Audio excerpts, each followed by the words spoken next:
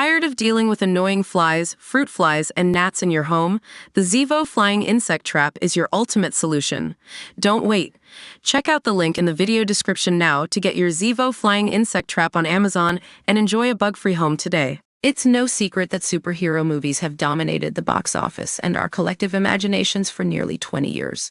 While we've seen some incredible films break records and gain critical acclaim, there's also a darker side to the genre, one filled with cinematic disasters that have left audiences scratching their heads. Today, we're diving into the 10 worst superhero movies of all time, reminding us that even caped heroes are not immune to failure. Starting off this dubious list, we have Jonah Hex, where Josh Brolin stars as a ghostly bounty hunter. While promising given its source material, this film spirals into a muddled mess, featuring cringe-worthy dialogue and a plot that goes nowhere. It's a classic case of a talented cast being wasted on a disjointed film that can't seem to decide whether it wants to be a comedy or a straightforward action flick. Next up is the live-action adaptation of Supergirl, starring Helen Slater. This movie tried to expand the Superman universe but fell flat with lackluster performances, dreadful special effects, and a narrative that relies heavily on unfathomable coincidences. This was a great character squandered, resulting in a movie that not only failed to connect with audiences but also limped through a disastrous release. We also can't forget The Spirit, directed by Frank Miller. While it appeared visually striking, it was devoid of substance, featuring wooden characters and unimpressive action sequences.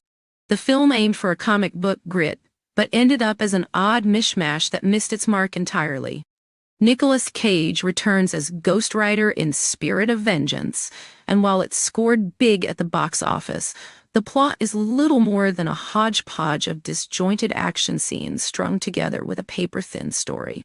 More of a gimmick than a film, it leaves audiences frustrated rather than entertained.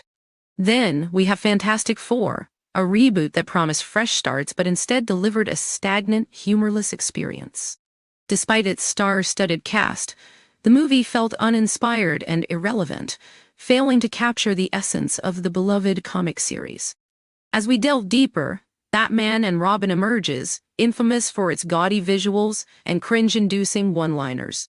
This film set the tone for many subsequent adaptations and showcased just how not to approach a superhero story, leaving the franchise in need of serious rethinking. In Superman the Fourth, The Quest for Peace, Christopher Reeve portrays the beloved hero's awkward attempt to tackle nuclear disarmament, resulting in a movie that felt both sluggish and unconvincing. Halle Berry's Catwoman is another unparalleled catastrophe that strayed so far from its source material that it baffled fans and critics alike. A lack of depth and a disjointed narrative rendered it forgettable, overshadowing Berry's undeniable talent. While Son of the Mask attempts slapstick humor, it fails miserably and only highlights how crucial Jim Carrey was to the original. The sequel just doesn't deliver the same charm, leaving audiences longing for the past. Finally, we arrive at Steel, where Shaquille O'Neal dons the armor of John Henry Irons.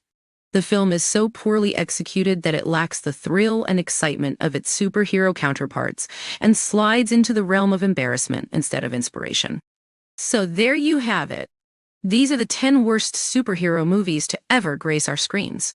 From disjointed plots to wooden performances, they serve as a reminder that not every superhero tale is a winning one. Join us next time on Tube Talk for more fascinating discussions and rankings about your favorite films and shows. DDM?